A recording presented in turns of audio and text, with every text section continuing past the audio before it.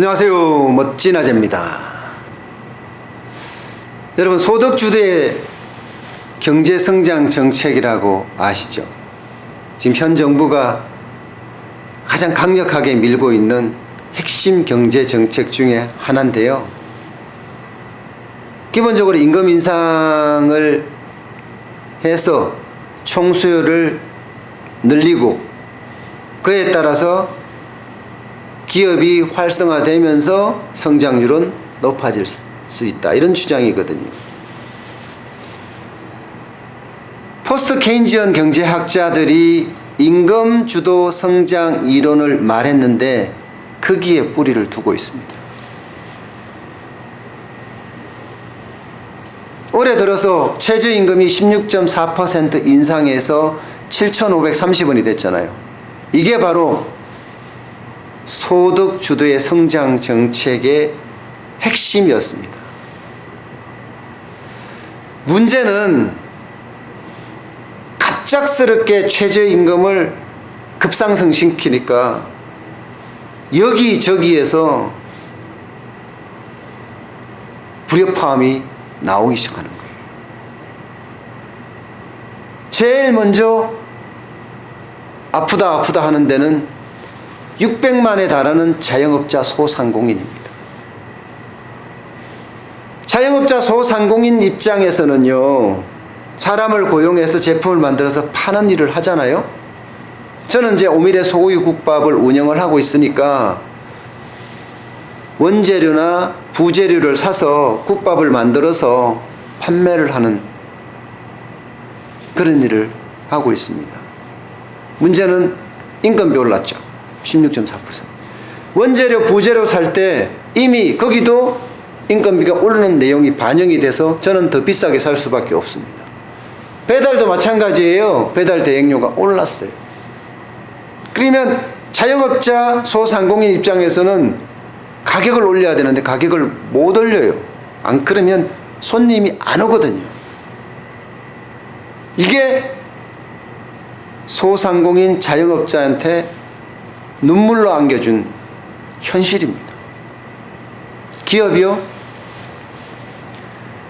대한민국은 지금까지 수출을 해서 먹고 사는 나라였습니다. 근데 최저임금이 16.4% 오르면 수출할 때 가격 경쟁력이 떨어지는 거예요. 전반적으로 수출 경쟁력이 떨어진다는 거예요. 대한민국은 자원이 없는 나라입니다. 사람이 많습니다.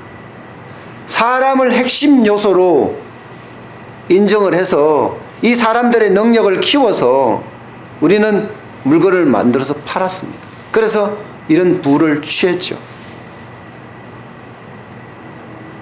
물론 그 과정에 문제가 있었습니다. 수출 주도의 경제 성장을 하다 보니까 수출 경쟁력에 맞춰야 되고 수출 경쟁력에 맞추다 보니까 기업 운영에 있어서 불협화음이 많이 나오게 되고 이게 좀 더 확장이 돼서 빈부격차로까지 발전을 하게 된 거예요. 그래서 진보적인 정부에서는 늘 소득 재분배 정책을 들고 나왔습니다.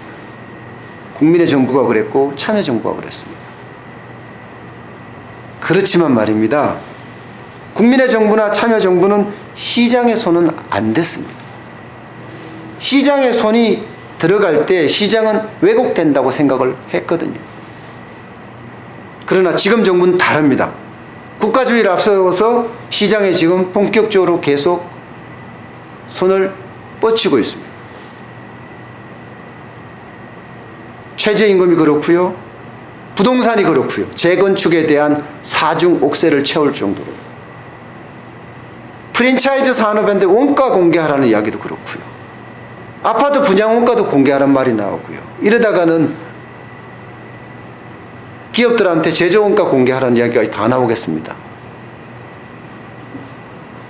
그러면 원가라는 건 사실 기업의 영업 비밀이거든요.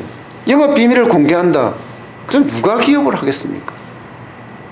누가 프랜차이즈 사업을 영위를 하겠습니까? 누가 아파트를 짓겠냐고요. 원가를 공개하는 순간 너 왜 그렇게 많이 폭리취했어? 하고 사회는 다시 불안 요인으로 작용할 수 있는데요.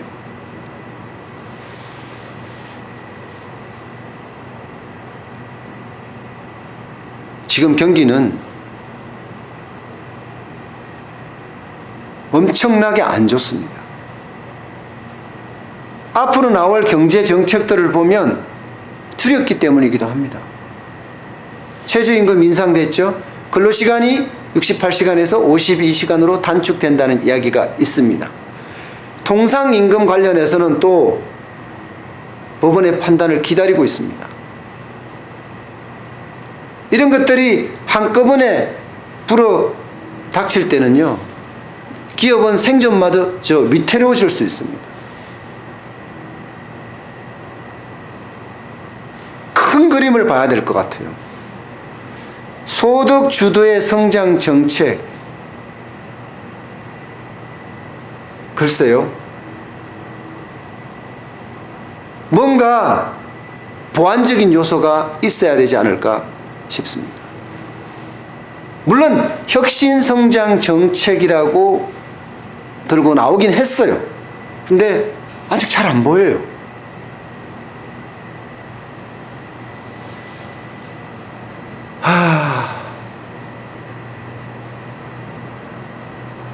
저는 국밥집을 운영하니까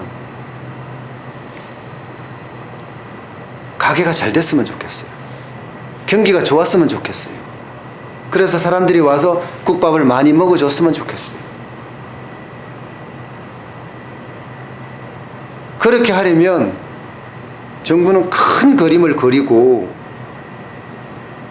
경제가 선순환이 될 수 있게끔 잘 살펴볼 필요가 있는 것 같습니다. 소득 주주의 경제 성장, 과연 이대로 가는 것이 맞는지 우리 모두 다시 한번 생각해 봐야 될 시점인 것 같습니다. 오늘 여기까지 하겠습니다.